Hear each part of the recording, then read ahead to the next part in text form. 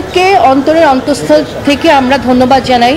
আজকের রায়টা তো কোনো একক বিষয় না, সবার সম্মিলিত প্রচেষ্টা, সবার দোয়া এবং আল্লাহর অশেষ করুণা মেহেরবানির জন্যই হয়তো আমরা এই রায়টা বহাল রয়েছে, যেটা একটা সত্যের একটা জয় বলবো আমি। কিন্তু আমরা এখনও অপেক্ষা করছি এর পরবর্তী ধাপের জন্য। যখন পরবর্তী ধাপটা সম্পূর্ণ হবে এবং যেদিন রায়টা কার্যকর হবে এই রায়টা, সেদিন আমরা বলবো যে আমরা সম্পূর্ণভাবে সন্তুষ্ট। এখন বিজ্ঞ আদালতের উপর আমাদের পুরো ভরসা রয়েছে। যেহেতু আমরা আপিল করেছি, খুবই স্বাভাবিকভাবে আমরা তো আপিল করবই, তাই না? আমরা আপিল করবেন, আসামি পক্ষে যারা আছে তারা আপিল করবেন, এটা তো স্বাভাবিক একটা প্রক্রিয়া। কিন্তু আমাদের চেয়ে নিশ্চয়ই বিজ্ঞ আদালতের ওনারা অনেক সব কিছু যাচাই বাছাই করেই তো রায়টা দিয়েছেন। তো সেই ক্ষেত্রে আসলে আমরা কোনো অসন্তুষ্টি সেটা বলবো না। যেই রায়টা হয়েছে আজকে, এই রায়টা নিয়ে আমরা সন্তুষ্ট আছি, কিন্তু আমরা এক্সিকিউশনের জন্য ওয়েট করব।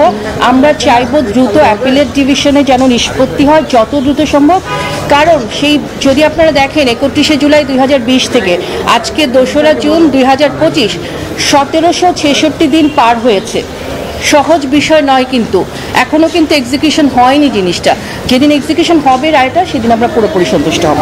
আচ্ছা, এখানে হচ্ছে সরকার পরিবর্তনের কারণে পেয়েছি কিনা আর উনি সেনা কর্মকর্তা হওয়ার কারণে এটা আমাদের জন্য সহজ হয়েছে কিনা, এখন আমাদের দেশের পার্সপেক্টিভ আমার চেয়ে আপনারা অনেক বেশি ভালো জানেন। হ্যাঁ, এখানে অবশ্যই মানে সেনাবাহিনী যে মানুষ, সেনাবাহিনী তো একটা গর্বের জায়গা, তাই না? আমি শুধু সেনাবাহিনী বলবো না, যে কোনো সাধারণ মানুষের যদি ভিকটিম হয় তারও কিন্তু ন্যায় বিচার পাওয়ার অধিকার আছে। কিন্তু বিচার প্রক্রিয়াটা যেহেতু একটু লেন্দি হয় আমাদের দেশে, সেই জন্য হয়তো সবাই শেষ পর্যন্ত আসতে চায় না, এতগুলো স্টেপ হয়তো পার করতে চায় না। কিন্তু আমার বিশ্বাস সবাই যদি স্টেপগুলো পার করে তারাও বিচার আসলে পাবে না। আমাদের বিচার ব্যবস্থার উপর আমাদের পূর্ণ আস্থা রয়েছে।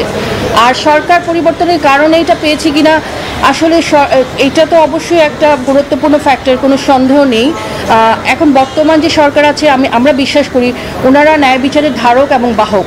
তো সেই ক্ষেত্রে অবশ্যই বিচারটা ত্বরান্বিত হয়েছে আমরা বলবো, এতে কোনো সন্দেহ নেই।